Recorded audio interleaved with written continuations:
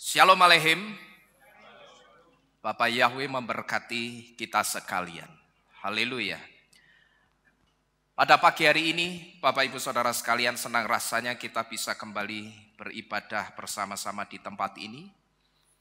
Sekarang kita akan bersama-sama mendengarkan firman Elohim yang akan berbicara tentang al-tidaku, yang artinya adalah janganlah kamu khawatir.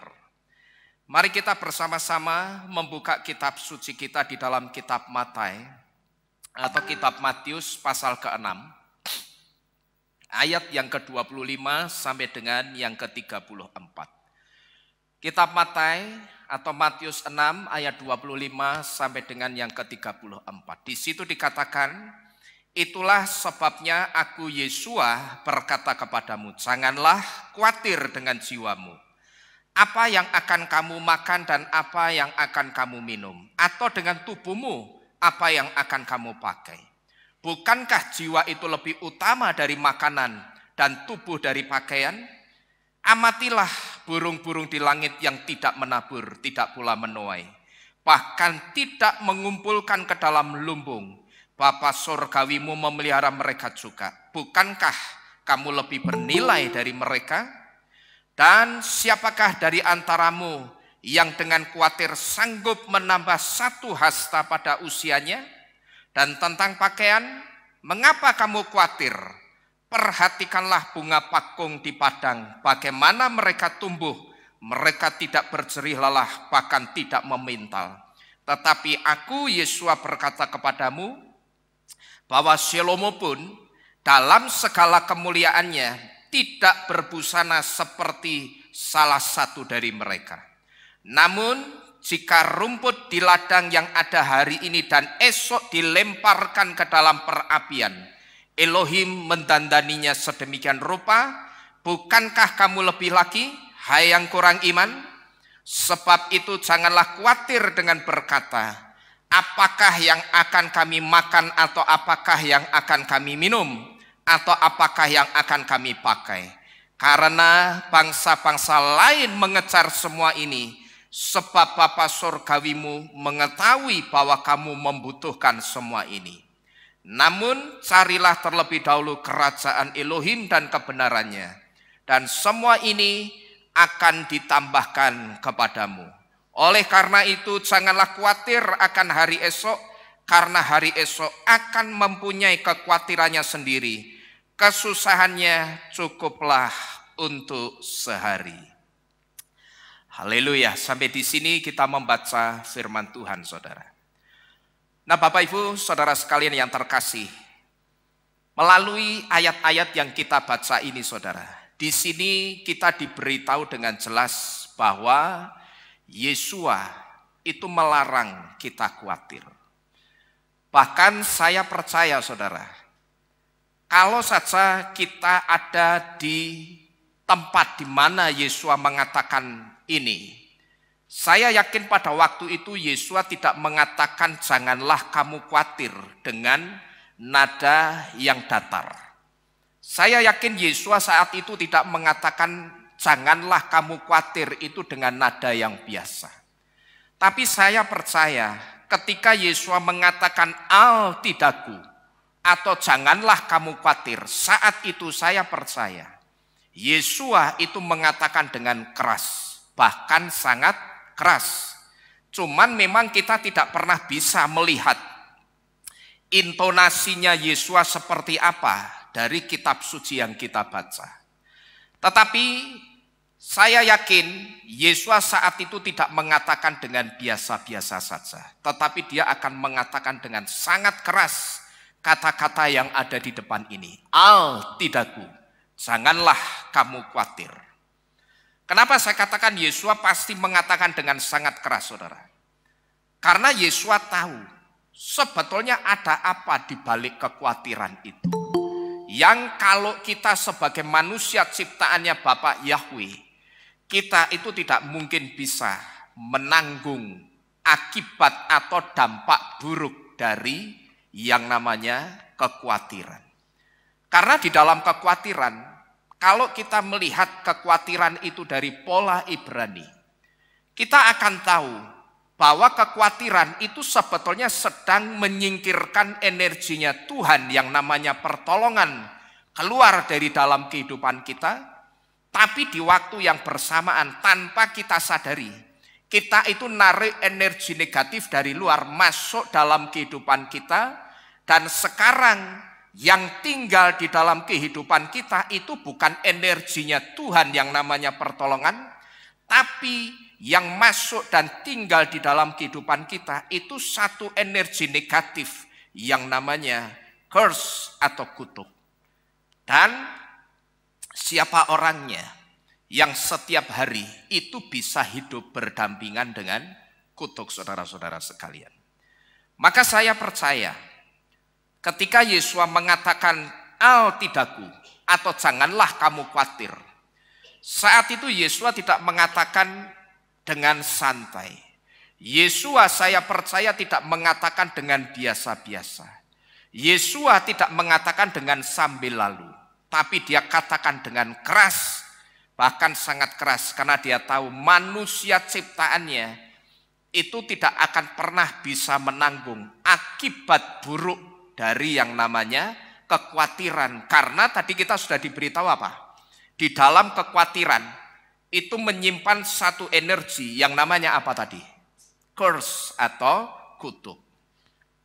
Jadi melalui ayat-ayat yang kita baca tadi, saudara, di situ kita diberitahu dengan jelas bahwa Yesus melarang kita dengan keras supaya untuk kita itu jangan sampai khawatir.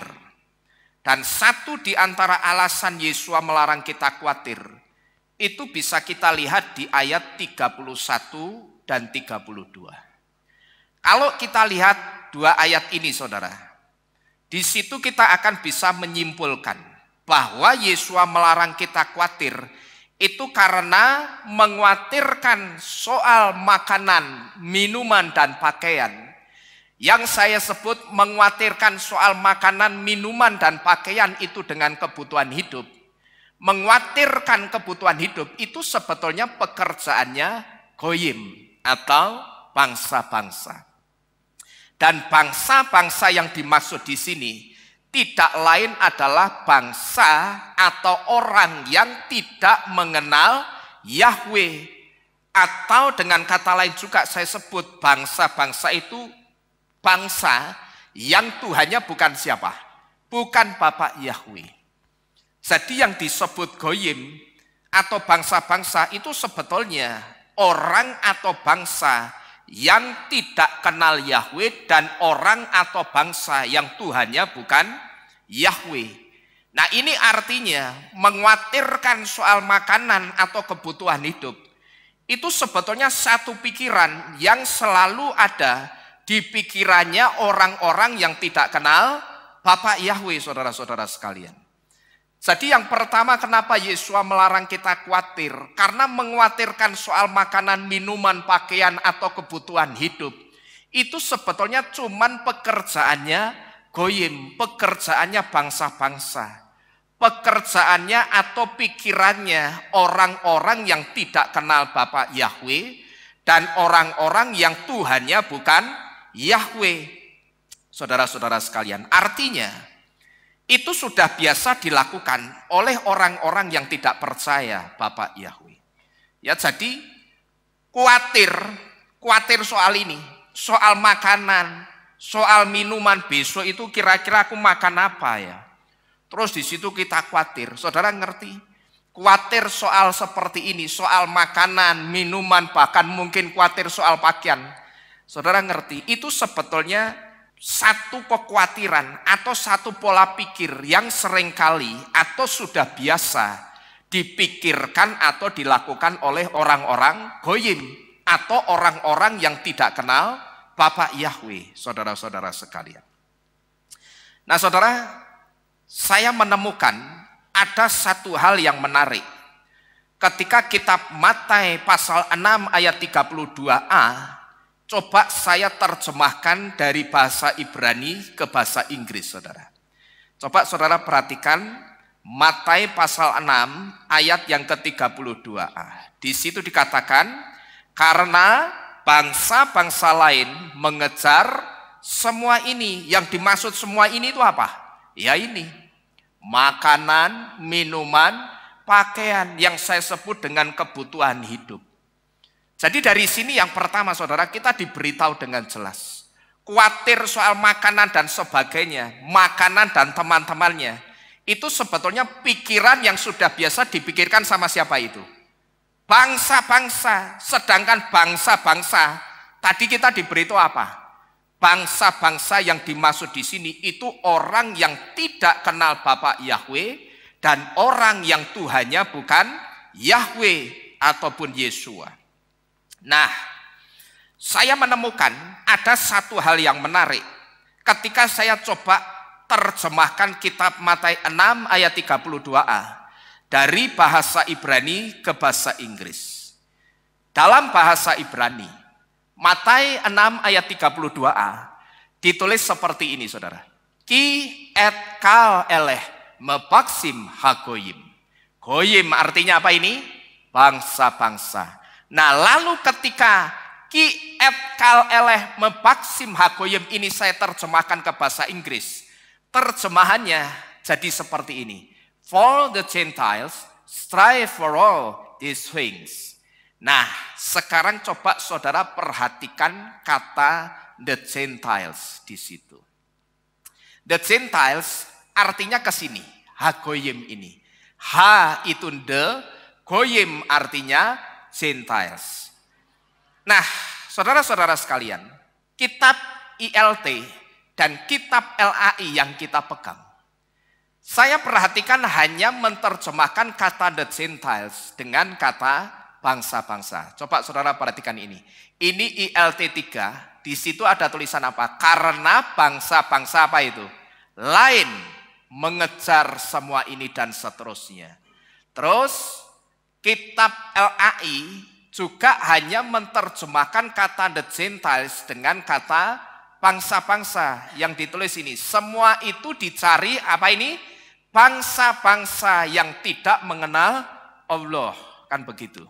Ya, jadi baik ILT maupun LAI hanya menerjemahkan kata the Gentiles dengan kata bangsa-bangsa.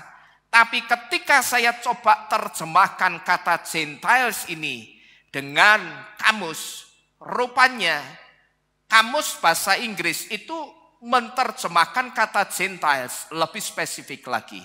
Di situ the Gentiles diterjemahkan dengan kata apa ini? Orang-orang yang bukan Yahudi.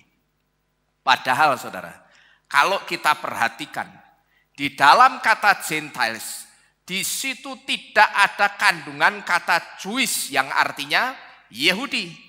Tapi kenapa di dalam kata Gentiles di situ tidak ada kandungan kata Jewishnya yang artinya Yahudi, tapi artinya bisa orang-orang bukan Yahudi. Nah, ini sebetulnya harus jadi satu pertanyaan yang besar, saudara. Karena kita membuktikan dua kitab ILT dan LAI tidak menerjemahkan kata Gentiles dengan orang yang bukan Yahudi. Hanya diterjemahkan dengan goyim atau bangsa-bangsa. Tapi ketika saya coba, saya terus terang penasaran. Saya hanya ingin pada saat itu ngerti, sebetulnya yang dimaksud Gentiles, yang disebut dengan goyim, itu apa sih? Apakah yang dimaksud goyim itu hanya sekedar orang yang tidak percaya Yahweh? Saya sebetulnya pengen tahu yang dimaksud Gentiles itu apa. Dan ternyata ketika saya coba, saya tidak cuma berpatokan ke kitab yang saya punya. Tapi ketika saya coba terjemahkan dengan kamus, saya cek di dua kamus. Yang pertama ini Google Translate, yang kedua Microsoft Translator. Saya coba dua-duanya, tak pikir barangkali salah satu itu terjemahannya berbeda. Tapi ternyata dua-duanya sama, saudara. Kata the Gentiles di sini artinya adalah orang yang bukan orang Yahudi. Jadi kalau kita perhatikan, saudara, di situ tidak ada kandungan kata Jewish di dalam kata Gentiles. Tapi kenapa dua kamus yang saya baca terjemahannya ini terjemahannya itu bisa sama untuk kata Gentiles, yaitu orang yang bukan orang Yahudi. Nah di sini saudara, kita harus tahu, kalau sampai ada kata Yahudi di situ, sebetulnya ayat ini sedang memberitahu kita bahwa bangsa yang benar-benar bertuhan, atau bangsa yang benar-benar memiliki Tuhan yang benar-benar Tuhan, itu hanya siapa ini? Bangsa Yahudi. Jadi kita mesti ngerti ini. Tapi itu tersembunyi saudara. Karena apa saya katakan tersembunyi? Buktinya kitab suci yang kita baca saja tidak menerjemahkan dengan bangsa yang bukan Yahudi. Tidak menerjemahkan dengan orang yang bukan Yahudi, tapi hanya diterjemahkan dengan bangsa-bangsa. Sekalipun kita yang ada di tempat ini sudah ngerti, kalau saya ngomong goyim itu artinya orang-orang di luar orang Yahudi. Saya yakin saudara sudah tahu, dan saudara yang sering mengikuti pengajaran dari tempat ini, saya juga yakin saudara pasti ngerti yang saya maksud goyim itu siapa. Cuman yang pegang kitab suci itu kan tidak cuma kita, tapi seluruh orang Kristen dan semua orang yang memegang kitab suci yang sama dengan kita, mereka juga membaca kata bangsa-bangsa di situ. Tapi mereka tidak pernah tahu bangsa-bangsa yang dimaksud itu siapa. Dan ternyata bangsa-bangsa itu lebih spesifik, benar-benar diteguhkan. Tidak hanya kita yang ngeklaim melalui kata goyim. Goyim itu memang dari kata goy, dapat akhiran im. Kalau goy itu artinya bangsa, tambahan im di belakang, jadi goyim. Jama artinya bangsa-bangsa. Kalau kita memang ngerti, bangsa-bangsa yang dimaksud itu orang di luar Yahudi. Tapi ternyata melalui kamus ini saudara semakin diteguhkan bahwa yang dimaksud goyim itu betul-betul orang yang di luar Yahudi. Nah ini artinya apa? Sebetulnya ayat ini sedang memberitahu kita bahwa bangsa yang benar-benar bertuhan atau bangsa yang memiliki Tuhan yang benar-benar Tuhan itu cuma bangsa Yahudi. Karena apa? Karena Tuhannya orang Yahudi itu satu-satunya Tuhan yang wujudnya hidup. Kenapa kok saya katakan Tuhannya orang Yahudi itu satu-satunya Tuhan yang wujudnya hidup? Karena Yahweh dan Yesua yang adalah Elohim atau Tuhannya orang Yahudi, wujudnya apa ini? Wujudnya ruah atau roh. Di dunia ini saudara, tidak ada Tuhan yang wujudnya ruah atau roh selain Bapa Yahweh dan Yesua. Tidak ada. Yang wujudnya roh itu cuman siapa? Tuhan kita, Bapa Yahweh dan Yesua. Diakui atau tidak, Tuhan yang wujudnya roh itu memang cuman Bapa Yahweh dan Yesua. Mau dari iman percaya manapun, tanpa dipaksa, tanpa perlu konfrontasi, tanpa perlu perdebatan, semua orang akan mengakui. Entah itu orang yang di luar iman percaya kita, mereka akan mengakui bahwa Tuhan yang wujudnya roh itu cuman Tuhannya orang-orang Yahudi yang sekarang juga jadi Tuhan kita, saudara. Maka di sini kita diberitahu karena Tuhannya orang-orang Yahudi satu-satunya Tuhan yang wujudnya hidup. Karena apa? Karena Yahweh dan Yesua itu wujudnya ruah atau roh. Di luar Bapa Yahweh dan Yesua, semuanya wujudnya itu bukan roh. Dan hanya yang berwujud roh, itulah yang hidup, saudara-saudara sekalian. Jadi kalau Yesua itu ngomong, janganlah kamu khawatir, itu artinya Yesua itu sebetulnya sedang memberitahu, tidak perlu kamu itu khawatir. Karena aku Tuhanmu itu Tuhan yang apa ini? Tuhan yang hidup. Paham saudara? Ya, jadi Yesus itu sebetulnya di situ sedang memberitahu. Kamu itu tidak perlu khawatir. Karena aku Tuhanmu yang kamu sembah. Aku Tuhanmu yang kamu puji-puji di Kehilat Mawar Syaron. Itu Tuhan yang hidup. Nah, nek aku itu Tuhan yang hidup, kamu perlu khawatir atau enggak kira-kira? Kira-kira Yesus itu sedang tanya begitu kepada kita. Sekarang pertanyaan ini ditanyakan kepada kita. Kalau kita sudah ngerti, saudara, melalui kata the Gentiles ini, kita ngerti bahwa Tuhan kita itu benar-benar Tuhan yang hidup. Saudara, masih khawatir enggak kira-kira dengan kehidupan saudara? Ya. Hati-hati. Saya juga tidak mengharapkan saudara menjawab secara lisan. Kalau saudara sudah menjawab secara lisan, itu artinya nanti ketika saudara keluar dari Kehilat ini, saudara juga harus siap diperhadapkan dengan kehidupan saudara sehari-hari.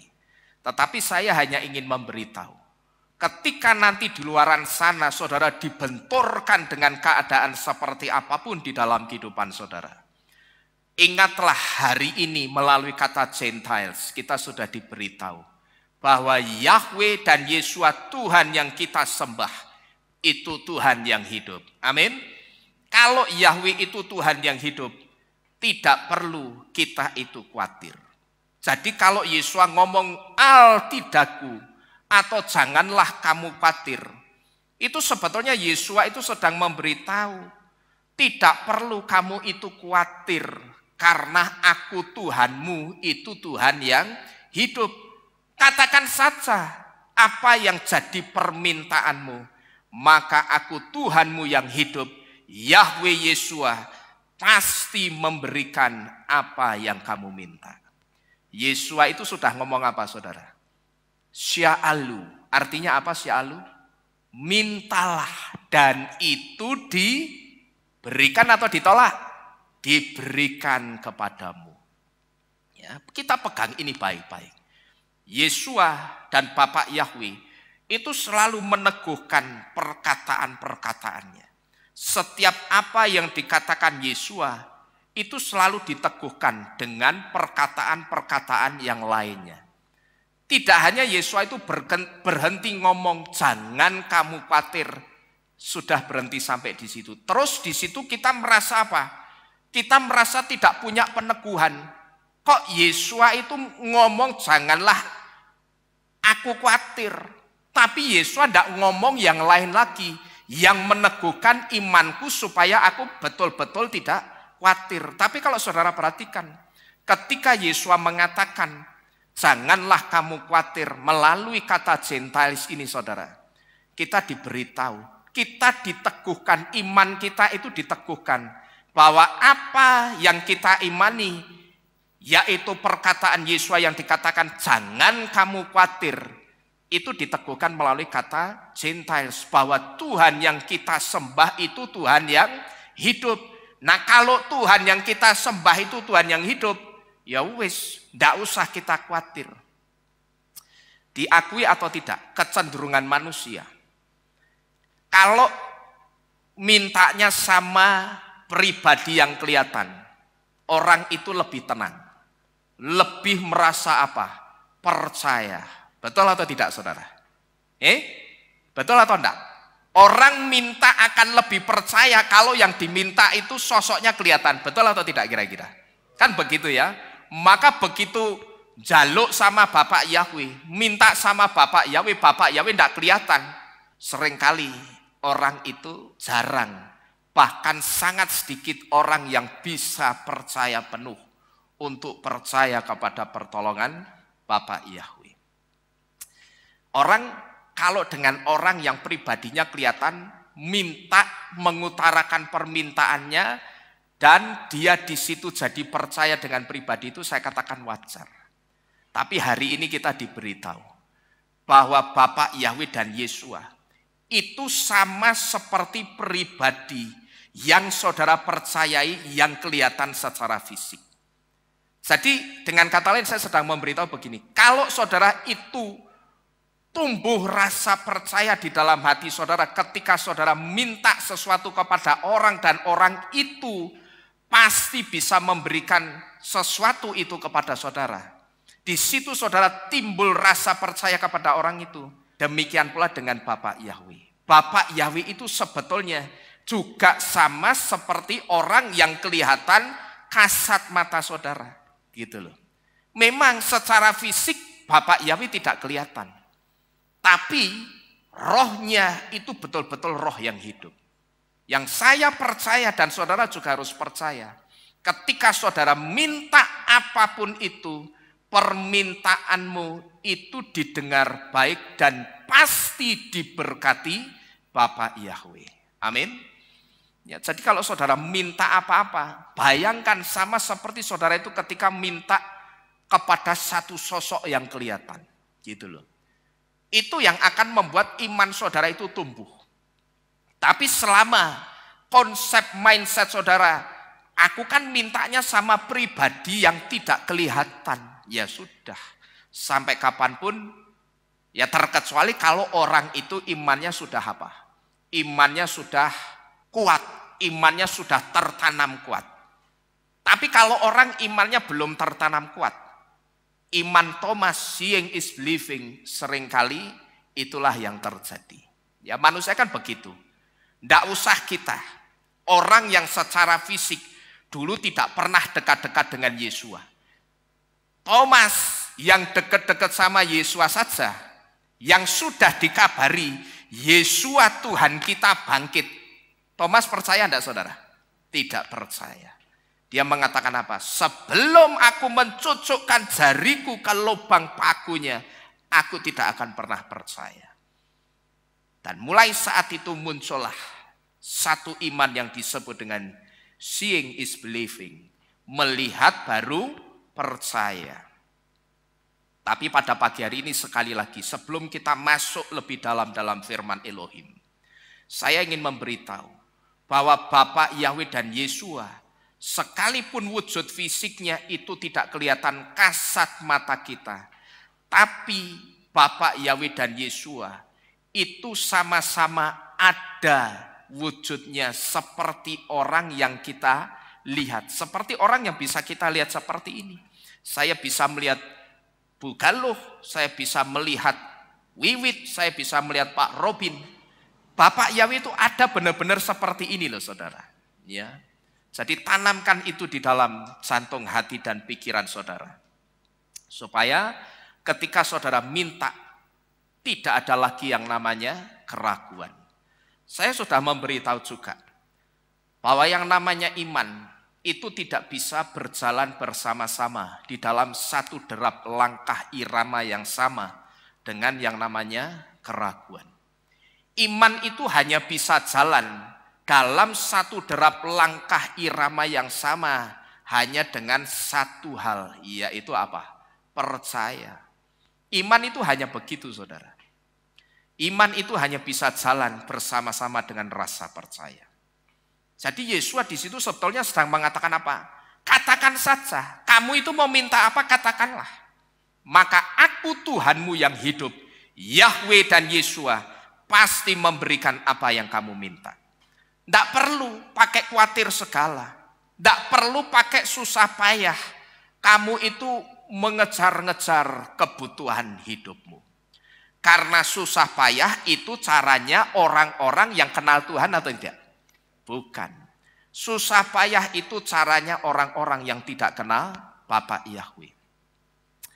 Apalagi saudara, saya ingat beberapa tahun yang lalu, di tempat ini saya sudah pernah mengajar. Dan kemarin pada saat saya pelayanan ke Malang, 3 hari, saya sampaikan kembali firman ini saudara. Bahwa kalau Yesua itu datang sebentar lagi, kira-kira sudah seperti apa persiapanmu? Di situ kemudian saya ajak jemaat Tuhan yang ada di sana belajar dari kisah orang-orang Israel yang dibawa minum Gideon, minum ke mata air Harod.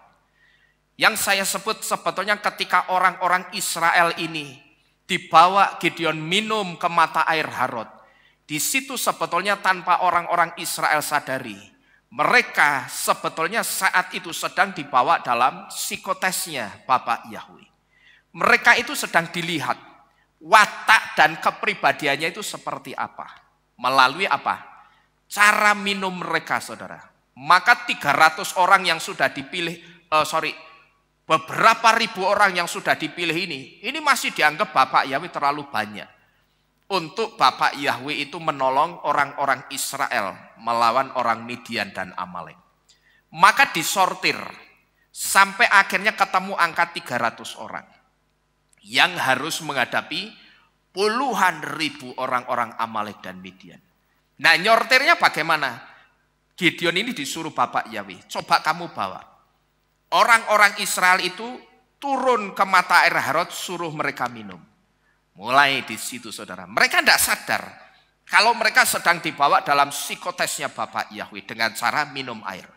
Yang pertama, ada orang yang minum dengan apa? Delujur, selonjor, ya terus kepalanya dijulurkan ke air, lidahnya dikeluarin, airnya dijilati seperti anjing persis. Nah ini di-reject, ditolak. Ini tidak kepakai yang model seperti ini. Karena apa?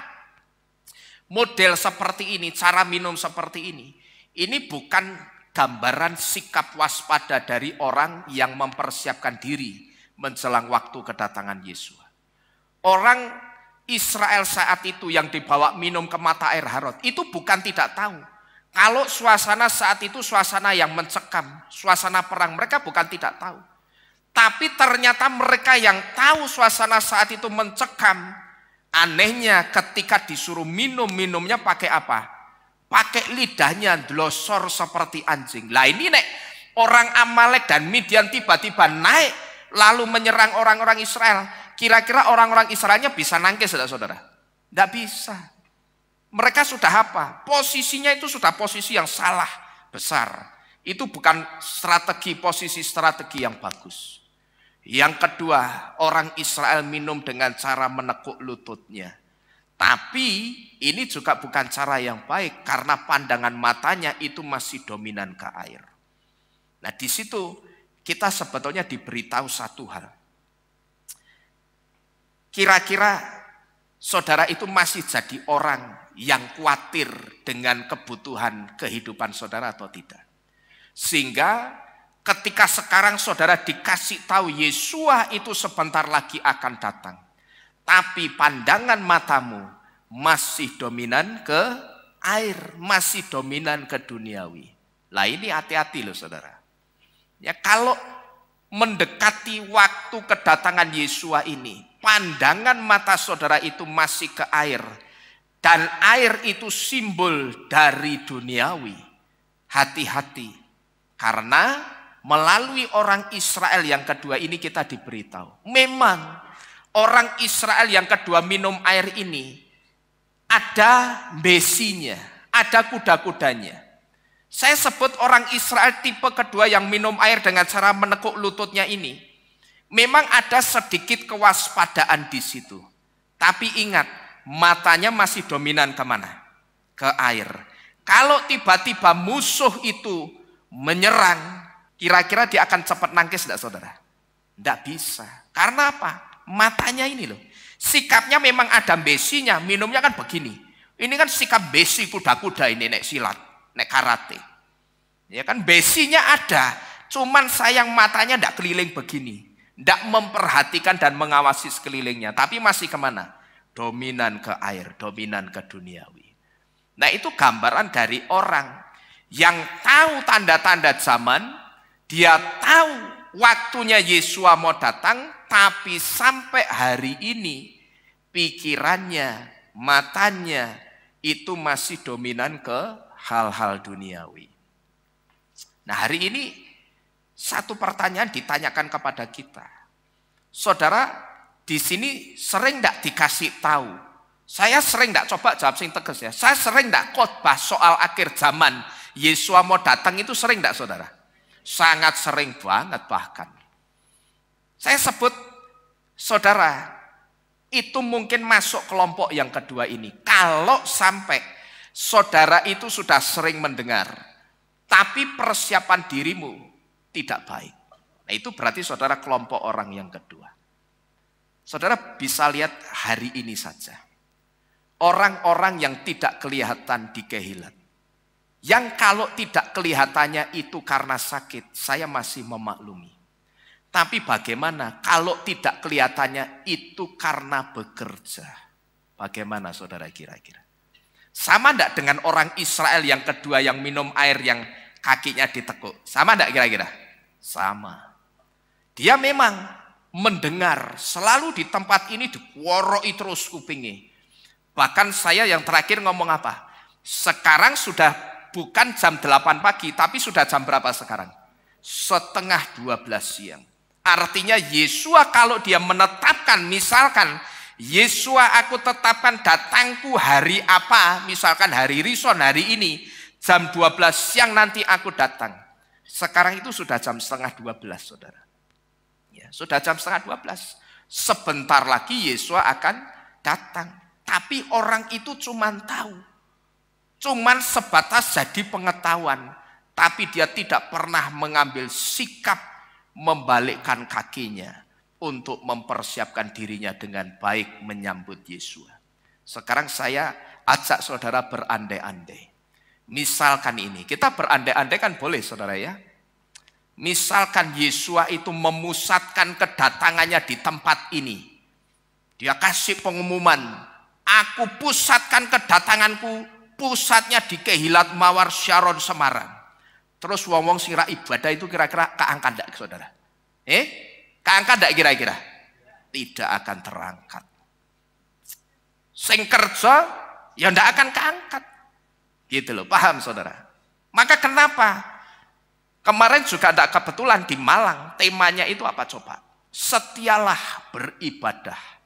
Dan semakin kuatlah berjalan bersama Bapak Yahweh. Saya memberitahu kalau Bapak Ibu Saudara, Bapak Ibu Gembala Saudara itu ngoyak-ngoyak saudara beribadah. Itu bukan kenapa-kenapa. Tapi Bapak Ibu Gembala Saudara itu ketika ngoyak-ngoyak sebetulnya sedang apa? Pengen mendekatkan kita sama Bapak Yahweh. Karena saya yakin Bapak Yahweh itu akan lebih mempertimbangkan orang-orang yang setia beribadah ketimbang orang-orang sing malas-malasan ibadah. Nek saya yakin itu. Karena orang yang ada di Kehilat dia beribadah itu orang yang sedang apa? Membayar harga. Dia orang yang tahu diri. Bapak Yahweh itu begitu besar kasihnya kepadaku. Maka aku harus balas. Nah aku itu cuman bisa balas apa? Memuji-muji, menyembah, bermazmur bagi nama Yahweh, bagi nama Yesua. Kita itu balas cuman bisa seperti itu. Tapi yang bagi kita cuman seperti itu, saudara ngerti? Bapak Yahweh dan Yesua itu sangat seneng loh. Saudara puji-puji dan saudara sembah-sembah. Saya mau tanya, kira-kira saudara ngerti enggak? Kalau saya tanya begini. Kenapa Bapak Yahweh dan Yesua itu senang saudara puji-puji dan saudara sembah-sembah? Ayo, ada yang bisa jawab enggak? Kenapa? Gampang loh, pertanyaannya gampang toh? Kenapa Bapak Yahweh itu sangat suka ketika saudara memuji-muji dan menyembah Tuhan di Kehilat? Kira-kira kenapa saudara? Halo? Ini anak TK iso sajane iki. Ayo. Kira-kira kenapa Bapak Yahweh itu sangat suka saudara puji-puji dan sembah? Bapak Yahweh suka, Tuhan Yesus suka itu karena apa? Dia tidak bisa memuji dirinya sendiri. Ngerti saudara? Gampang toh? Dia tidak bisa memuji dirinya sendiri. Maka dia ciptakan saudara itu sebagai apa? Pemuji-pemuji dan penyembah-penyembah. Lah nek wayahe memuji menyembah malah kerja, ya Bapak Yahweh tidak suka model begini saudara. Ya. Jadi sekali lagi, hari ini kita kembali diberitahu, pandangan mata kita itu masih dominan ke air atau tidak. Ingat loh, sekarang sudah jam setengah 12 siang. Tidak lama lagi Tuhan Yesus itu mesti datang menjemput saudara dan saya. Saya punya satu kerinduan dari dulu sampai sekarang. Dan kerinduan itu tidak pernah pergi dari pikiran saya. Saya hanya punya satu kerinduan begini. Di dunia ini kumpul, di surga nanti kita harus kumpul, saudara. Ya. Di surga kita harus kumpul. Jangan sampai ada di antara kita yang ketinggalan. Ada orang yang ketinggalan, itu bukan kerinduan saya. Tapi kerinduan saya di dunia ini kita kumpul. Kita melayani Tuhan bersama-sama. Kita memuji-muji Tuhan bersama-sama. Kita bersama-sama bersuka cita di tempat ini. Susah senangnya kita di dunia ini bersama-sama. Di Syamayim nanti kita sukacita ya harus bersama-sama, saudara-saudara sekalian. Tapi kalau saudara sampai hari ini sudah jam 11:30 siang ini, saudara masih jadi orang yang enak-enakan, saudara masih jadi orang yang santai, saudara masih jadi orang yang sembarangan ikut Tuhan. Terus terang saya tidak yakin dengan orang-orang yang model seperti ini, saudara. Saya tidak yakin nanti kalau Yesus datang, namanya itu akan dipanggil untuk diselamatkan. Terus terang saya tidak yakin. Bahkan saya berani mengatakan tidak akan bisa nama orang itu dipanggil. Cuma nek saya ngomong begitu kan Pak Nino, memangnya Pak Nino ini Yesua menghakimi. Ya toh? Maka saya tak ganti nih wis ya, ben aman. Saya tidak yakin orang-orang yang model seperti ini nantinya akan masuk dalam barisan orang-orang yang diselamatkan. Jadi Yesua itu sedang memberitahu, tidak perlu kita itu khawatir atau tidak perlulah kita itu sampai susah payah mengejar-ngejar kebutuhan kehidupan kita. Karena susah payah itu caranya orang-orang yang punya Tuhan atau bukan ini tadi? Yang tidak punya Tuhan. Sekarang coba saudara perhatikan ayat 32a di situ. Ya. Di situ dikatakan karena bangsa-bangsa lain mengejar semua ini. Ya, di situ ada kalimat apa? Karena apa itu? Bangsa-bangsa lain ngapain? Mengejar semua ini. Kata mengejar di situ artinya apa? Kata mengejar di situ itu artinya susah payah gitu loh, saudara. Tapi kita mesti ingat, yang ditetapkan untuk susah payah mengejar kebutuhan kehidupannya itu siapa? Bangsa atau orang yang Tuhannya bukan Yahweh. Nah kalau kita Tuhan kita siapa? Bapak Yahweh. Jadi nek Bapak Yahweh Tuhan kita, perlu ndak kita susah payah sebetulnya? Wayai jam ibadah isih ono minggu ngarep. Saya cuma mau tanya begini, yo nek minggu ngarep isih urip. Nek mati gitu loh. Nah ketemu ning di terusan. Ya nek mlebu surga. Ya toh? Itu kan. Lah ya kan begitu. Ya gampangnya kan begitu. Seringkali orang ngomong apa? Ora apa-apa, gaweanku isih akeh. Isih ana sabat ngarep. Isih ana rison ngarep. Ya nek rison ngarep, sabat ngarep isih urip. Nek awar-awar rahum bagaimana? Ya. Kalau orangnya datang ke kehilat, tapi kalau kita datang ngelayat orang itu bagaimana? Ngerti-ngerti nanti Senin saya dikabari, Pak, suami saya sudah di Tionghoa Iwan. Ayo piye jajal. Tapi risonnya belum ibadah. Jadi Bapak Ibu Saudara sekalian, ya ingat, yang ditetapkan bersusah payah itu siapa tadi? Orang atau bangsa yang Tuhannya bukan Bapak Yahweh. Nek Tuhan kita sudah Bapak Yahweh, ya saudara itu tidak usah pusing. Saya sering memberitahu apa? Maaf, bukannya saya itu sombong. Bukan, saya tidak bermaksud seperti itu. Tapi saya sedang memberitahu saudara. Orang nek sampai ibadah ditinggal hanya untuk bekerja. Bekerja itu pada akhirnya dapat apa sih saudara? Dapat duit. Sekarang saya mau tanya, duit itu dari apa sih? Saya mau tanya. Coba jawabin tegas, duit itu dari apa sih sebetulnya? Kertas sing ditulisi. Coba saudara bayangkan, saudara tekuk ringkel, buanting tulang-tulang dibuanting-banting. Cuman demi apa? Demi apa berarti itu? Demi kertas. Ngerti tak saudara? Ya itu demi kertas. Padahal hidupmu itu bukan ditentukan dari kertas. Hidup kita itu ditentukan dari perkataannya Bapak Yahweh. Sampai ada orang yang mau terima tandanya binatang buas.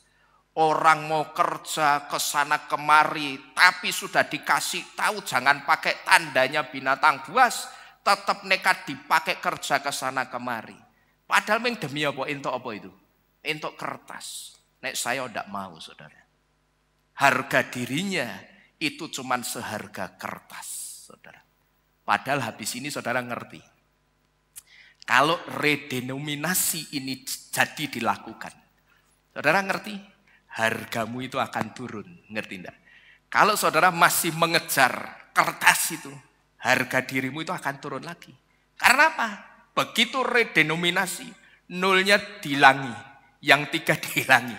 Cepek jing dadi apa? Cepek. Ngerti saudara? Nek saudara tekuk ringkel cuman demi kertas. Waduh, kok harga dirinya cuman cepek rupiah ya? Gitu loh. Bagaimana itu? Coba saudara renungkan itu. Padahal Bapak Yahweh itu ngerancang kita itu bukan seperti itu. Bapak Yahweh itu sudah ngomong sama kita apa? Rancanganku dalam kehidupanmu itu rancangan yang penuh apa?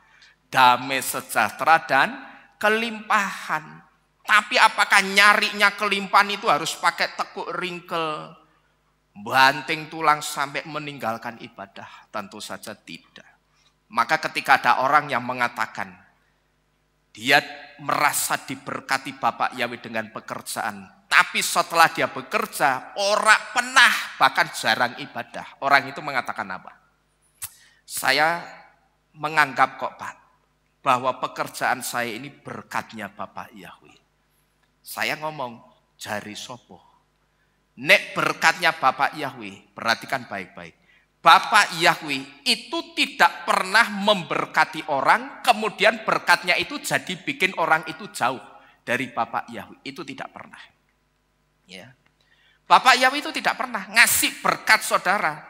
Lalu berkat itu justru bikin saudara jauh dari ibadah. Jauh dari pekerjaan Tuhan. Jauh dari Tuhan. Itu tidak pernah. Gitu loh. Yang benar, kalau kita merasa itu berkat, mestinya kita bales sama yang memberkati kita. Harusnya yang benar seperti itu. Tetapi pada kenyataannya berapa banyak orang yang seperti itu, saudara. Jadi tidak perlu saudara khawatir. Dan tidak perlu juga saudara itu cari uang sampai bahkan meninggalkan jam-jam ibadah. Saudara ngerti, kalau saudara cari uang sampai meninggalkan jam-jam ibadah, suka atau tidak, saudara itu harus menerima kalau saudara itu sama dengan Gentiles, sama dengan orang atau bangsa yang tidak kenal Bapak Yahweh, sama dengan orang atau bangsa yang tidak punya Tuhan. Bahkan tidak cuma kenal Bapak Yahweh, tidak cuma begitu, tidak cuma tidak kenal Bapak Yahweh, tapi suka atau tidak, saudara itu sama dengan orang yang tidak kenal Tuhan. Nah, orang yang tidak kenal Tuhan itu seringkali disebut dengan apa kalau di Cina itu? Komunis, saudara. Ya kan? Komunis. Orang yang tidak kenal Tuhan dan tidak mau mengenal Tuhan. Masa saudara sudah dibaptis pembaruan, meterainya sudah nama Yahweh di dahi saudara. Tapi saudara masih tega meninggalkan Tuhan pada jam-jam ibadah. Jadi Bapak Ibu Saudara sekalian, suka atau tidak, kalau saudara itu masih suka meninggalkan jam-jam ibadah hanya karena pekerjaan, sebetulnya saudara tidak ada bedanya dengan orang atau bangsa yang tidak kenal Bapak Yahweh. Nah lalu sebetulnya apa juga yang dilakukan bangsa-bangsa atau orang yang tidak kenal Bapak Yahweh ketika mencari kebutuhan kehidupannya? Yang pertama, yang dilakukan oleh orang atau bangsa yang tidak kenal Bapak Yahweh atau orang yang Tuhannya bukan Yahweh, biasanya apa? Mencuri, ada yang mencuri, ada yang ngerampok, ada yang merampas, ada yang menjarah barangnya orang lain. Seringkali saudara, orang mengatakan kalau ada orang yang mencuri, lalu orang mengatakan kalau ada orang yang merampok, menjarah, itu kan karena orang itu kepepet sama kebutuhan. Tetapi saya katakan sebetulnya tidak juga. Kalau orang itu punya Tuhan dan dia percaya sama Tuhannya, orang itu saya yakin tidak akan mencuri, saudara. Ya, seringkali kan orang mengatakan begitu. Orang sampai mencuri, orang sampai ngerampok, sampai jarah seperti ini. Itu sebetulnya karena kepepet sama butuh, selain ada kesempatan. Tapi jawaban yang sering kita dengar apa? Itu kan karena orangnya kepepet sama apa? Sama butuh. Tapi sebetulnya tidak juga. Kalau orang itu punya Tuhan dan dia percaya kepada Tuhannya, tentunya dia tidak akan melakukan semua itu. Tapi orang melakukan semua kejahatan ini bukan semata-mata karena kepepet sama kebutuhan. Tapi sebetulnya juga karena ketidakhadiran Tuhan di dalam kehidupannya. Nah, karena Tuhan tidak hadir di dalam kehidupan orang itu, maka tidak ada yang diapain ini? Tidak ada yang ditakuti. Nah, karena tidak ada yang ditakuti, itulah yang membuat orang-orang ini melakukan kejahatan. Jadi kejahatan ada, sebetulnya bukan semata-mata karena kepepet sama butuh, itu bukan. Tapi kejahatan ada karena ketidakhadiran Tuhan di dalam kehidupan orang tersebut. Kalau Tuhan hadir di dalam kehidupannya, dia mau kepepet seperti apapun, saudara, dia tidak akan pernah berpikir saja untuk melakukan kejahatan, itu tidak akan pernah. Kalau Tuhan itu hadir di dalam kehidupan orang itu untuk hanya berpikir melakukan kejahatan saja, itu tidak akan pernah dia lakukan. Karena apa? Karena begitu dia berpikir jahat, Tuhan itu akan kirim sinyal di dalam jantungnya. Sinyalnya ngomong apa? Jangan lakukan itu. Ya. Kalau Tuhan itu hadir di dalam kehidupannya, orang untuk berpikir berbuat jahat saja itu tidak akan. Tidak akan bisa kalau Tuhan hadir di dalam kehidupannya. Karena begitu dia baru mikir untuk melakukan sesuatu yang tidak benar, Tuhan itu akan kirim sinyal di dalam jantungnya. Dan sinyal itu berkata apa? Jangan lakukan itu.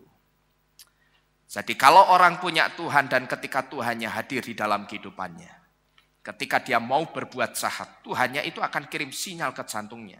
Supaya orang itu mengurungkan perbuatan jahatnya. Nah, tetapi sebaliknya, saudara, kalau orang sudah punya Tuhan tapi masih berbuat jahat, saudara tahu sebetulnya apa yang sedang dilakukan oleh orang itu? Sebetulnya orang itu sedang meniadakan Tuhannya. Orang sudah punya Bapak Yahweh tapi hidupnya masih tidak benar. Sebetulnya itu sedang apa? Mateke Bapak Yahweh. Ngerti, saudara? Kalau saudara itu sudah punya Bapak Yahweh tapi cara hidup saudara tidak benar seperti orang-orang ini. Saudara masih suka mencuri, saudara masih suka ngerampok, saudara masih suka jarah punyanya orang lain, atau saudara melakukan kejahatan-kejahatan lainnya. Sedangkan saudara itu sudah di dalam Bapak Yahweh. Asal saudara tahu, kalau saudara sudah punya Bapak Yahweh tapi kejahatan-kejahatan ini masih saudara lakukan, asal saudara tahu yang saudara lakukan itu saudara sedang mateke Bapak Yahweh. Saudara itu sedang mematikan atau meniadakan Bapak Yahweh. Jadi kejahatan ada, sebetulnya sekali lagi bukan semata-mata karena kepepet sama butuh, bukan. Tapi kejahatan ada, itu karena ketidakhadiran Tuhan di dalam kehidupan seseorang. Lalu mungkin ada di antara kita yang bertanya, kenapa Tuhan itu kok sampai tidak hadir di dalam kehidupan orang itu? Satu di antaranya tentunya orang itu sendiri tidak pernah mengundang Tuhan hadir di dalam kehidupannya. Karena apa? Satu di antaranya karena apa? Kok orang itu tidak pernah, bahkan tidak pernahnya itu mungkin karena apa? Karena lupa. Saking lupanya dia lupa mengundang Tuhan masuk di dalam kehidupannya. Karena apa? Satu di antaranya pandangan matanya itu masih ke air. masih dominan ke duniawi, saudara-saudara sekalian. Jadi sekali lagi, orang melakukan kejahatan sebetulnya bukan semata-mata karena kepepet sama butuh. Tapi faktor utamanya adalah tidak hadirnya Tuhan di dalam kehidupannya. Nah lalu, apa juga yang dilakukan bangsa-bangsa atau orang-orang yang tidak kenal Bapa Yahweh atau yang Tuhannya bukan Yahweh ketika cari kebutuhan hidupnya? Yang kedua, mereka seringkali juga melakukan apa? Demonstrasi. Bahkan demonstrasinya ada yang demo sampai anarkis. Tetapi sekalipun katakanlah demonstrasinya, aksi demonya itu aksi damai.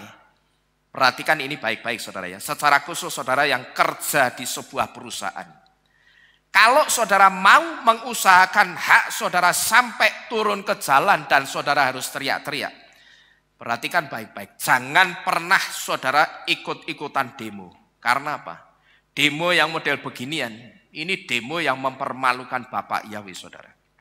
Ya coba saudara renungkan. Cuman demi uang yang tidak seberapa, sampai teriak-teriak di jalan. Ini kan mempermalukan Bapak Yahweh namanya. Jadi jangan sampai saudara itu orang yang sudah percaya Bapak Yahweh. Saudara kerja di perusahaan, saudara merasa, saudara dan kawan-kawan saudara merasa tidak puas dengan gajinya, saudara merasa tidak puas dengan salary yang saudara terima, tunjangan yang saudara terima, jangan sekali-kali saudara kalau diajak ikut demo, ayo kita demo, jangan pernah saudara mau ikut. Ya, karena malu-maluin Bapak Yahweh, ngisin-ngisin ke Bapak Yahweh, mosok anak Bapak Yahweh teriak-teriak di jalan, ya toh, gembar-gembor, naikkan upah kami. Nah ini kan malu-maluin Bapak Yahweh, saudara-saudara sekalian. Sedangkan di Keilat kita diajar untuk yang model beginian kita itu tidak usah khawatir gitu loh. Ya tidak usah, bahkan saudara kejar-kejar sampai saudara itu tekuk ringkel banting tulang, tidak perlu. Sampai demo-demo apalagi tidak usah model begituan. Ini sangat mempermalukan Bapak Yahweh. Iman kita itu bukan iman demo saudara. Ngerti? Perhatikan baik-baik. Iman kita itu bukan iman demo. Tapi pola iman kita itu apa? Mendemonstrasikan iman. Iman kita itu polanya mempraktekkan atau mendemonstrasikan iman. Nah itu benar. Tapi bukan iman demo yang turun ke jalan seperti ini. Bukan. Tadi kita melalui kitab Matius sudah diberitahu. Semua ini dikejar sama bangsa-bangsa. Dan bangsa-bangsa itu kita sudah dikasih tahu bukan orang Yahudi. Yang jadi masalah itu bukan di orang Yahudinya. Tapi kita dan orang Yahudi itu sama-sama punya sesembahan yang sama. Siapa itu? Yahweh Elohim. Gitu loh. Itu tidak perlu kita kejar-kejar sampai seperti ini saudara. Tidak perlu. Ini justru malu-maluin Bapak Yahweh. Jangan saudara suka ikut-ikut yang model beginian. Ya, terkecuali kalau Tuhan saudara itu bukan Bapak Yahweh, silahkan saudara mau ikut demo. Tapi kalau Tuhanmu itu Bapak Yahweh, tidak usah ikut-ikutan demo. Lalu yang ketiga, apa juga yang dilakukan bangsa-bangsa atau orang-orang yang tidak kenal Bapak Yahweh? Apa sih yang dilakukan orang yang Tuhannya bukan Yahweh ketika cari kebutuhan hidupnya? Biasanya apa? Utang. Di sini kita selalu diajar. Putuskan hubungan kita dengan utang. Supaya apa sih saudara? Kita diajari putuskan hubungan dengan utang itu supaya apa? Supaya Bapak Yahweh itu leluasa memberkati kita. Yang dimaksud leluasa memberkati itu kalau Bapak Yahweh memberkati, berkatnya jangan dipakai nyaur utang. Tapi untuk apa? Dinikmati.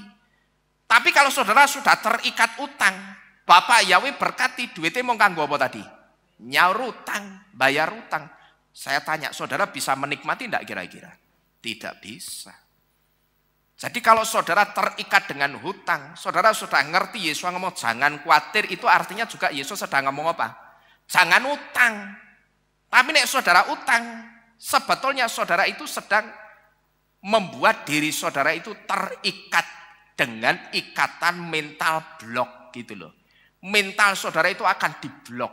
Satu di antaranya mental bloknya ngomong apa? Nek aku ora utang, aku ra iso urip. Nah itu bahaya saudara.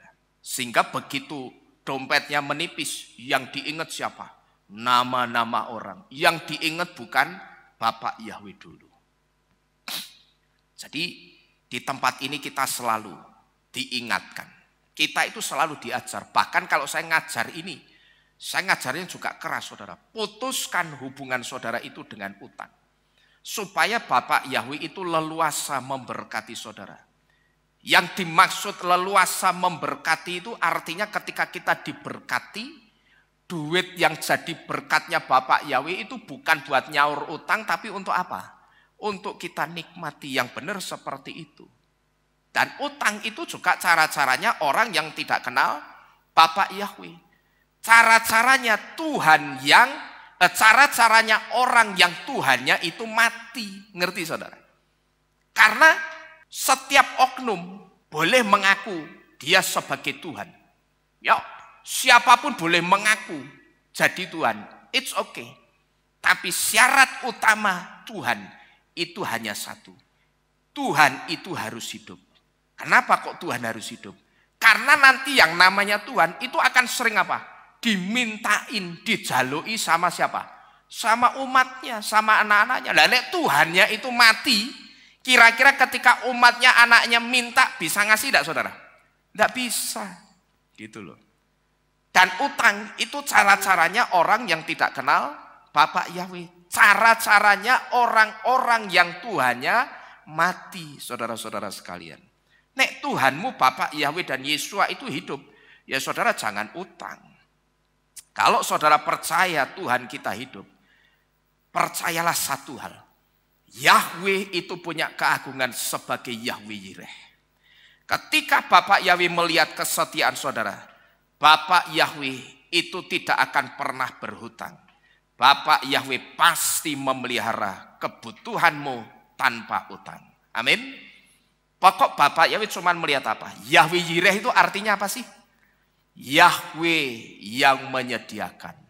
Tapi kita mesti ingat, Yahweh Yireh itu juga punya arti Yahweh yang melihat. Nah kaitannya apa? Yahweh yang melihat dengan Yahweh yang menyediakan. Kaitannya Bapak Yahweh itu akan melihat kesetiaan kita dulu, baru dia akan menyediakan apa yang jadi kebutuhan kita. Tapi nek didelok, ibadah ora tahu, pelayanan ora tahu, minta disediakan kebutuhannya ya ndak bisa, saudara-saudara sekalian. Jadi kalau saudara percaya Tuhan kita hidup, percayalah juga Tuhan kita Bapak Yahweh itu punya satu keagungan yang disebut dengan Yahweh Yireh. Ketika Bapak Yahweh melihat kesetiaan saudara, Bapak Yahweh itu tidak akan pernah tinggal diam. Dia pasti menyediakan semua kebutuhan kita tanpa kita itu berhutang. Ini yang pertama saudara. Kenapa Yesua itu melarang kita khawatir? Karena khawatir itu kebiasaannya siapa tadi? Gentiles. Atau orang yang tidak kenal Bapak Yahweh. Atau orang yang Tuhannya itu bukan Bapak Yahweh. Jadi kalau saudara Tuhannya itu Bapak Yahweh, ya saudara jangan khawatir lagi. Percayalah Yahweh Yireh. Dia yang akan menyediakan untuk saudara dan saya. Ini yang pertama. Kemudian yang kedua. Kenapa Yesua melarang kita khawatir? Yesua melarang kita khawatir menurut kitab Matius pasal 6 ayat 27. Karena khawatir tidak menambah usia kita satu hasta saja. Menurut kitab Matius atau kitab Matius 6 ayat 27, kita diberitahu kenapa kita itu tidak boleh khawatir. Karena menurut ayat ini, khawatir itu apa ini? Kita baca, tidak menambah Usia kita berapa? 1 hasta saja. Tetapi saya harus mengatakan terjemahan ini sebetulnya tidak pas. Bahkan terjemahan ini keliru. Karena apa saudara? Karena yang benar terjemahannya seperti ini. Dan siapakah dari antaramu yang dengan khawatir sanggup menambah 1 amah pada kumato? Terjemahannya Matius 6 ayat 27 yang benar seperti ini. Dan siapakah dari antaramu yang dengan khawatir sanggup menambah apa ini? 1 amah pada apa? Kumato. Kumato itu apa? Kumato itu dari kata kumah yang artinya his stature atau perawakan. Ini berbicara tentang perawakan. Dan perawakan di sini ini sedang berbicara tentang pertumbuhan fisik tubuh kita. Dan ini juga berbicara tentang kesehatan. Bukan soal apa ini? Usia itu bukan. Ya memang nek dikait-kaitkan benar. Tapi kita mesti ngerti. Karena di situ ada maksud yang lebih dalam. Sama seperti apa? Sama seperti ketika orang Kristen ditanya.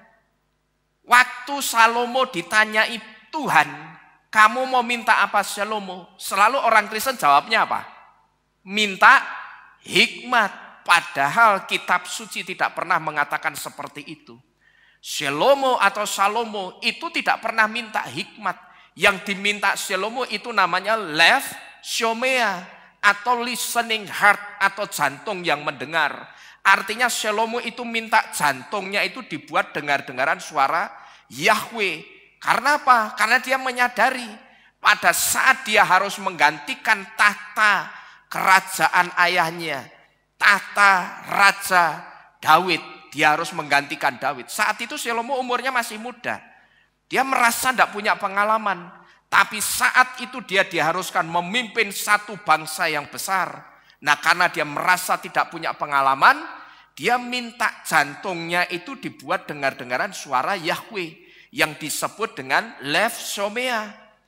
Supaya apa? Jangan sampai jantungnya dari jantungnya Salomo itu keluar kehendak-kehendak yang atas dasar kehendaknya sendiri. Nah ini kan bisa berabe nanti satu bangsa yang besar itu bisa hancur kehidupannya gara-gara egonya si Salomo juga. Tapi seringkali ketika orang dikasih tahu yang benar ini tanggapannya masih apa? Ya lev shomea itu kan diartikan hikmat juga bisa. Lo kabeo. Kabeo itu kalau mau digambarkan apapun ya bisa. Ya toh? Ayam goreng digambarkan sandal ya iso. Sandal digambarkan ayam goreng ya bisa. Tapi kalau makan kenapa mintanya enggak mau sama sandal? Gitu loh. Ya kan? Nah jadi seperti ini saudara. Ini bukan bicara soal usia, tapi bicara tentang apa? Perawakan. Dan perawakan di sini ini berbicara tentang pertumbuhan fisik tubuh kita. Dan ini berbicara tentang kesehatan. Kalau saudara mau tahu 1 amah itu sekitar berapa panjangnya? 1 amah itu sekitar 44,5 cm sampai 52,9 cm. Kira-kira ini loh, 1 amah itu dari sini. Dari ujung, apa gitu jenenge? Sikut sampai ujung begini nih. Ini 1 amah. Ini yang disebut dengan 1 amah itu seperti ini saudara. Nah, saya sebut terjemahan ini lebih tepat dan lebih masuk akal saudara. Ya, kenapa saya katakan terjemahan ini lebih tepat dan masuk akal? Coba saudara perhatikan. Orang yang hidupnya penuh dengan kekhawatiran, tanda-tandanya biasanya apa? Saudara kan bisa menilai ya. Kalau saudara melihat orang, kok orang itu seperti itu terus? Ini biasanya orang ini mesti hidupnya dipenuhi dengan kekhawatiran. Atau dia hidupnya dipenuhi dengan ketakutan. Nah saya mau tanya. Orang yang hidupnya penuh dengan kekhawatiran, tandanya yang bisa kita lihat itu apa? Yang bisa kita lihat biasanya tandanya apa? Depresi atau stres. Dan coba saudara perhatikan. Orang kalau stres seringkali atau kebanyakan tubuhnya itu mengalami apa? Mengalami penyusutan atau penurunan berat badan. Maka saya katakan terjemahan ini terjemahan yang benar, lebih tepat dan lebih masuk akal. Karena berbicara soal apa ini? Ini bicara soal apa? Perawakan. Perawakan itu berarti bicara tentang apa? Tubuh fisik kita. Tubuh fisik kita yang tidak akan bertambah baik, tapi justru akan menyusut ketika kita itu khawatir. Saudara-saudara sekalian. Ya. Jadi terjemahan ini lebih benar. Dan penyusutan ini juga bukan bicara soal postur tubuh yang kurus. Gitu loh. Penyusutan tubuh fisik ini bukan bicara tentang postur tubuh yang kurus, bukan. Karena apa? Orang kurus itu belum tentu orang itu stres. Tapi kalau orang kurus sampai stres, tubuhnya bisa menyusut lagi, bisa jadi lebih kurus lagi, saudara-saudara sekalian. Jadi dengan kata lain, di sini melalui terjemahan yang benar ini, kita sedang diberitahu bahwa khawatir itu tidak membuat perawakan atau tubuh kita jadi lebih baik atau lebih segar. Dan ketika perawaan atau fisik tubuh kita menyusut, biasanya akan diiringi juga dengan apa ini? Penyusutan atau penurunan imunitas atau kekebalan atau daya tahan tubuh. Nah, disitulah penyakit itu akan lebih mudah menyerang tubuh kita. Karena apa? Karena proteksi dari sistem imun di dalam tubuh kita saat itu jadi apa ketika kita khawatir? Jadi melemah. Dampaknya apa? Tubuhnya sering sakit-sakitan atau orang jadi mudah sakit. Dan ini semua sering sakit-sakitan, kondisi tubuh fisiknya menyusut, kemudian orang itu jadi orang yang semakin lemah. Saudara ngerti?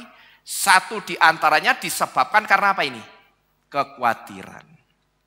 Saudara yang gampang sakit. Ya, saya tidak tahu siapa di antara kita yang gampang sakit orangnya. Tapi kalau ada di antara kita yang gampang sakit, saya rasa tidak ada salahnya saudara cari tahu. Barangkali satu di antaranya saudara gampang sakit itu karena saudara jadi orang yang gampang khawatir, saudara. Ya, jadi tidak ada salahnya coba saudara setelah mendengarkan firman ini, saudara coba deteksi. Kalau memang saudara itu tipe orang yang gampang sakit, saudara gampang lemah, perubahan cuaca sedikit saudara gampang sakit. Ya memang perubahan cuaca itu seringkali bawa orang sakit. Tapi kita ingat orang sakit itu karena apa? Imunnya apa ini? Melemah. Dan satu di antaranya imun jadi melemah itu karena kekhawatiran. Jadi saya rasa tidak salah. Kalau saudara mungkin ada di antara kita yang gampang sakit, sekarang saudara cari tahu. Jangan-jangan aku yang gampang sakit ini satu di antaranya karena aku sering khawatir. Jadi inilah alasan kenapa Yesua itu melarang kita khawatir. Dan sampai di sini saudara, ketika saudara mendengarkan firman ini, jangan sampai ada di antara kita yang merespon apa yang kita dengar pada pagi hari ini dengan mengatakan apa? Lah piye Pak, mosok wong urip ra entuk khawatir. Biasanya kan orang begitu. Terus ngomong apa juga? Kowe ngomong aja khawatir gampang. Karena kamu tidak jadi aku. Ya kan? Tapi saya sebut sebetulnya orang ini. Orang yang sakit atau orang yang apa ya? Orang yang tidak punya apa-apa tapi dia merasa bangga. Sebetulnya dengan orang mengatakan begitu. Kamu ngomong seperti jangan khawatir seperti itu gampang. Karena kamu tidak jadi aku. Di situ tanpa orang itu sadari, mentalnya itu sedang diblok. Bahwa yang paling sakit itu aku, yang paling malang itu aku, yang paling melarat itu aku. Gitu loh. Karena dia mengatakan apa? Kamu tidak jadi aku. Nah, padahal kondisinya orang itu ketika mengatakan tidak jadi aku, dia sedang dalam keadaan apa? Kekurangan. Itu sama saja orang itu sebetulnya sedang ngeblok mentalnya sendiri. Kalau aku itu orang yang kekurangan. Aku itu orang yang miskin. Gitu loh. Lah kok kamu enak-enaknya ngomong jangan khawatir. Kamu gampang ngomong jangan khawatir karena kamu tidak jadi aku. Tapi sampai di sini saya ingin memberitahu jangan sampai mulut kita pada pagi hari ini merespon apa yang kita dengar dengan mengatakan bagaimana masa orang tidak boleh khawatir. Wong namanya orang hidup kok tidak boleh khawatir. Saya harus memberitahu, kalaupun saudara khawatir, itu sebetulnya juga ada maksud Bapak Yahweh di situ. Orang diizinkan khawatir, itu supaya orang cari Bapak Yahweh. Bukan terus saudara nyepatani, bukan terus saudara itu mengintimidasi, atau saudara, apa namanya ya, yang disebut ya. Saudara itu bukan terus menetapkan aku itu orang yang miskin, aku itu orang yang kurang, aku orang yang tidak punya apa-apa dengan mengatakan apa? Lah kamu bisa ngomong jangan khawatir karena kamu tidak mengalami seperti aku gitu loh. Sebetulnya tanpa orang itu sadari, dia itu sedang memiskinkan dirinya sendiri, mengikat dirinya dalam ikatan kemiskinan, ikatan ketidakmampuan, ikatan keterbatasan, ikatan kekurangan tanpa orang itu sadari. Jadi hati-hati saudara. Jangan sampai ketika kita hari ini diberitahu, jangan kita khawatir, terus mulut kita meresponnya apa? Lah piye to Pak? Mosok wong urip ora entuk khawatir. Gimana sih Pak? Masa orang hidup kok tidak boleh khawatir? Sekali lagi hati-hati dengan ucapan kita. Kalau Yesus melarang khawatir, ya jangan kita melintir dengan pikiran kita sendiri. Yesus itu saudara, asal saudara tahu, Yesus itu jauh lebih tahu tentang saudara ketimbang saudara sendiri mengenal atau tahu tentang diri saudara sendiri. Itu yang mesti saudara ingat. Yesus itu jauh lebih mengenal kita. Yesus itu jauh lebih tahu tentang kita ketimbang kita tahu tentang diri kita sendiri. Kalau Yesus sampai melarang kita khawatir, karena Yesus tahu kalau kamu terus hidup dalam kekhawatiran, kamu tidak akan sanggup mengatasi. Aku itu Yesus yang menciptakan kamu, tahu, ngerti kapasitasmu, kekuatanmu seberapa itu aku ngerti. Khawatir itu bisa narik energi negatif yang namanya kutuk di dalam kehidupanmu. Dan kekhawatiran manusiamu itu tidak akan pernah sanggup mengatasi energi yang namanya kutuk itu. Kekhawatiran kita saudara, itu tidak akan bisa saudara. Kekuatan manusia kita itu tidak akan mampu mengatasi yang namanya energi negatif yang namanya kutuk itu tidak akan mampu. Maka ketika Yesus melarang kita khawatir, itu sebetulnya Yesus dengan kata lain sedang ngomong apa? Aku itu ngerti kapasitasmu. Ngerti kamu itu kuatnya nanggung beban 200 kilo maksimal. Tapi kalau kamu khawatir, kamu tahu sebetulnya kamu sedang nambahi bebanmu itu sampai 5 ton. Nah karena aku yang menciptakan kamu ngerti kapasitasmu, ngerti daya angkatmu itu kamu kuat ngangkat beban berapa. Tidak usah kamu khawatir, karena di dalam kekhawatiran itu ada energi negatif yang namanya kutuk. Kekuatan manusiamu itu tidak akan bisa mengatasi energi negatif yang namanya kutuk itu. Maka aku berkata kepadamu, janganlah kamu khawatir atau tidakku. Karena kekuatanmu manusia itu tidak seberapa. Tetapi hari ini, Yesus itu sedang memberitahu kepada kita. Jangan kamu khawatir, tapi percayalah kepadaku. Aku menciptakan kamu. Itu bukan setelah aku ciptakan terus tak biarkan, tak kelantarkan begitu saja. Aku bukan tipe Tuhan yang seperti itu. Bahkan kalau kamu amati dengan seksama, pernahkah selama aku jadi Tuhanmu, aku minta bantuanmu? Tidak pernah. Tapi kalau Tuhan yang lain saudara, tidak sama dengan Tuhan kita Bapak Yahweh. Saudara ngerti Bapak Yahweh, bedanya Bapak Yahweh sama Tuhan yang lain. Kalau kita bela Bapak Yahweh, justru Bapak Yahweh akan ngamuk. Ya, Bapak Yahweh itu akan marah. Itu loh bedanya Tuhan kita sama Tuhan yang lain. Tapi kalau Tuhan yang lain justru minta diapain? Dibela. Maka umat-umatnya sampai sekarang apa? Kalau membela Tuhannya itu sampai mati-matian. Maka begitu ada orang di luar imannya, yang imannya tidak sama, yang konsepnya tidak sama, lalu yang keyakinannya tidak sama, yang jalan apa? Keprok. Kan begitu. Keprok ini sebetulnya mau apa? Pukul ini sebetulnya mau apa, saudara? Mau membela Tuhannya, gitu loh. Nah, karena Tuhannya mati, gitu loh. Tapi kalau Tuhan kita Bapak Yahweh itu Tuhan yang hidup. Kalau saudara ikut-ikutan bela, justru saudara malah dimarahi Bapak Yahweh. Kita cuma disuruh diam, saudara-saudara sekalian. Ya. Jadi melalui hal kekhawatiran pada pagi hari ini, ketika Yesua mengatakan al tidakku atau janganlah kamu khawatir.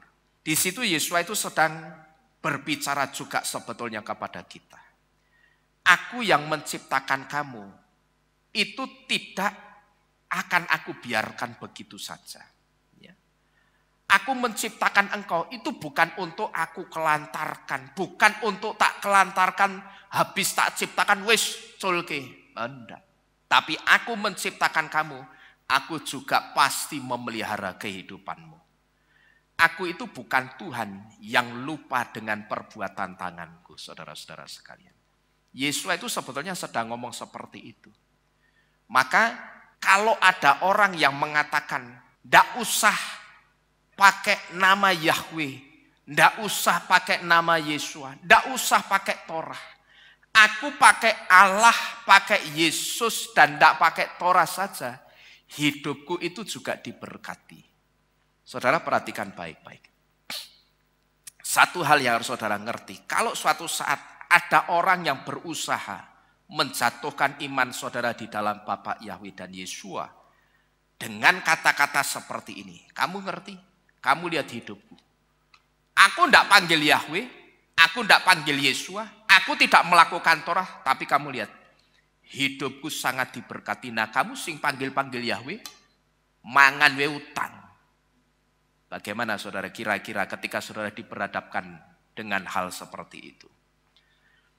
Di situ saudara harus tahu satu hal, bahwa berkat materi itu sebetulnya hanya wujud keadilan Bapak Yahweh secara universal. Berkat materi itu sebetulnya berkat atau kasih Bapak Yahweh secara universal. Artinya semua orang dari semua iman percaya itu akan diberkati dengan berkat yang sama dari berkatnya Bapak Yahweh. Jangan saudara kira orang-orang di luar iman percaya kita, ketika mereka berdoa kepada Tuhannya, yang memberkati doanya itu Tuhan mereka, bukan. Saya hanya ingin memberitahu sekali lagi, satu-satunya Tuhan yang hidup itu cuma Bapak Yahweh. Jadi kalau Yahweh tok yang hidup, berarti ketika semua umat manusia ciptaannya Bapak Yahweh itu berdoa, minta diberkati, sing krungu sapa saudara? Ya meng Bapak Yahweh. Yang dengar itu ya cuman Bapak Yahweh kita. Gitu loh. Yang memberkati siapa? Ya Bapak Yahweh. Bukan Tuhan mereka. Karena Tuhan yang hidup sebagai syarat Tuhan bisa memberkati itu, Tuhan itu harus hidup. Kalau dia tidak hidup, bagaimana dia mau mendengar umatnya berdoa? Kalau wujudnya bukan roh, bagaimana dia bisa hidup? Dan kalau dia tidak hidup, bagaimana dia bisa mendengarkan doa-doa umatnya? Tidak bisa, saudara. Maka kalau suatu saat ada yang memperhadapkan saudara kepada satu pernyataan, kamu lihat, aku tidak percaya Yahweh, aku tidak percaya Yesua, aku bukan pelaku Torah, tapi hidupku kaya raya. Saudara di situ harus menempatkan di dalam jantung hati dan pikiran saudara satu hal, bahwa sebetulnya berkat materi itu cuman wujud kasih Bapak Yahweh secara umum, secara universal. Semua orang dari semua iman percaya itu akan diberkati Bapak Yahweh. Karena apa? Yahweh itu Tuhan yang bertanggung jawab atas perbuatan tangannya. Perbuatan tangannya itu apa sih? Dia ciptakan umat manusia ini. Dan begitu dia ciptakan, ndak terus dikelantar ke wis kono golek mangan dhewe. Oh, ndak, Saudara. Ya Bapak Yahweh bukan begitu. Habis diciptakan colke brul kayak anak ayam begitu, cari makan sendiri-sendiri. Tidak. Bapak Yahweh tetap bertanggung jawab. Ya, perhatikan baik-baik. Sekali lagi saya ulangi. Berkat materi itu hanya kasih Bapak Yahweh secara universal. Tapi perhatikan baik-baik. Menerima nama Yahweh dan Yesua itu adalah kasih Bapak Yahweh secara eksklusif. Ngerti Saudara? Menerima nama Yahweh dan Yesua itu kasih Bapak Yahweh secara eksklusif. Kalau eksklusif berarti ke semua orang dikasih tidak kira-kira? Tidak. Hanya orang-orang sing dipilih gitu loh Saudara. Paham Saudara? Ya, hanya orang-orang sing dipilih. Orang-orang yang dipilih itu juga saya sebut sebagai orang-orang yang masuk nubuatannya Bapak Yahweh. Saya mau tanya sama Saudara. Saudara ngerti enggak artinya nubuatan itu apa? Profesi atau nubuatan itu artinya apa Saudara? Ada yang tahu? Coba angkat tangan kalau ada yang tahu. Nubuatan itu artinya apa sebetulnya? Pak Galuh mungkin. Nubuatan itu apa Pak Galuh? Oh, nubuat untuk saya sukses mesti.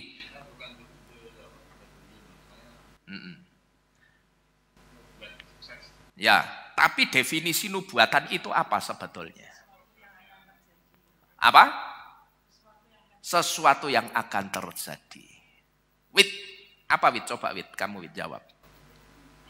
Sama, mbok sing beda. Pernyataan sebelum kejadian itu terjadi. Tahukah Saudara? Profesi atau nubuatan itu sebetulnya the heart of Yahweh. Ngerti enggak? Nubuatan itu the heart of Yahweh. Artinya apa? Jantungnya Yahweh. Dari jantung kita sudah diberitahu apa? Keluar apa? Kehendak-kehendak. Jadi kalau Saudara dan saya itu nubuatannya Bapak Yahweh, itu artinya Bapak Yahweh itu memang menghendaki ingin menyelamatkan Saudara dan saya. Paham Saudara?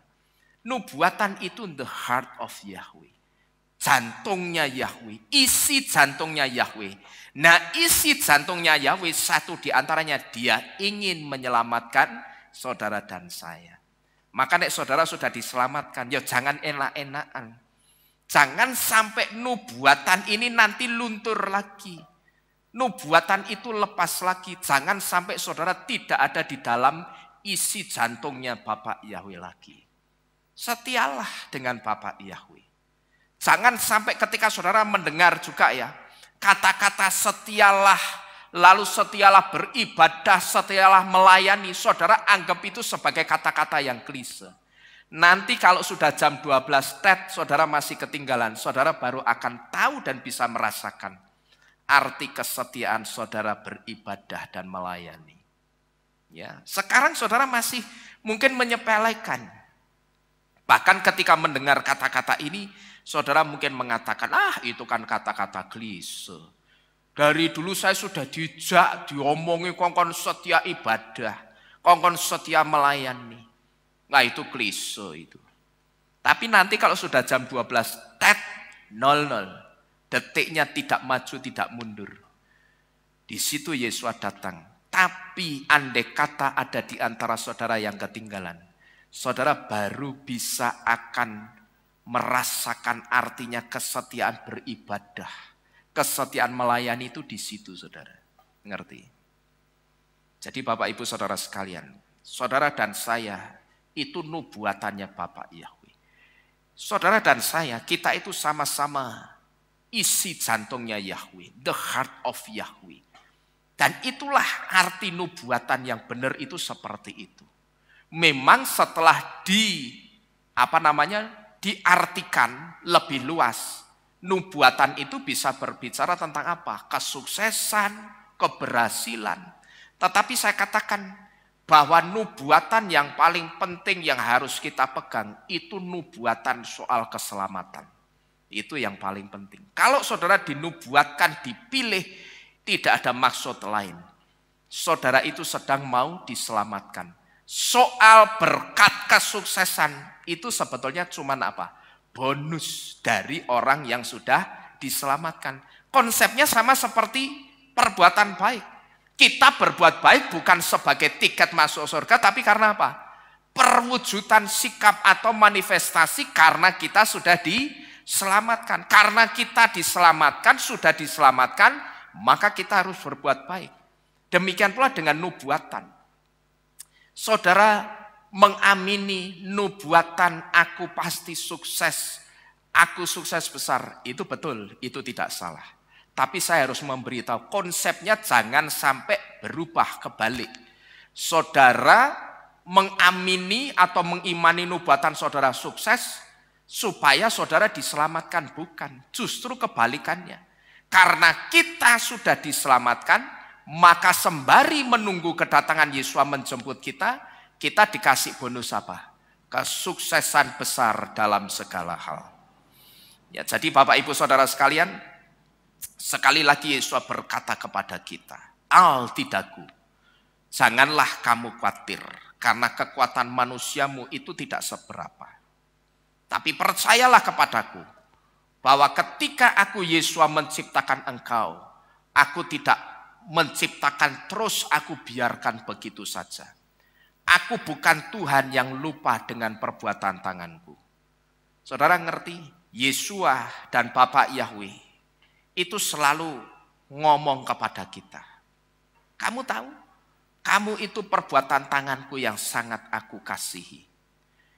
Maka ketika aku mengatakan kamu itu perbuatan tanganku yang sangat aku kasihi, asal kamu tahu ketika aku menciptakan kamu, maka aku akan memelihara kehidupanmu itu dengan sempurna, baik dan benar adanya. Itulah yang Yesus seringkali katakan kepada kita. Cuman seringkali kita tidak peka, saudara. Kita sebagai anak-anak Tuhan seringkali tidak peka. Tapi hari ini kita mesti tahu, Yesus ketika dia mengatakan janganlah kamu khawatir, di situ Yesus itu juga sedang mengatakan, hei jemaat Kehilat Mawar Syaron, engkau semua adalah perbuatan tanganku yang aku kasihi. Dan ketahuilah, aku sangat mengasihi ciptaanku ini, maka aku akan memelihara kehidupan jemaat Kehilat Mawar Syaron. Dan semua orang-orang yang percaya Bapak Yahweh, percaya kepadaku, percaya kepada Yahweh dan Yesus, aku pasti memeliharanya dengan sempurna, baik dan benar adanya. Amin. Amin. Bapak Yahweh memberkati kita sekalian. Mari kita bersama-sama tunduk di dalam doa, Bapak Ibu Saudara sekalian. Kita akan mengucap syukur untuk firman pada pagi hari ini. Haleluya.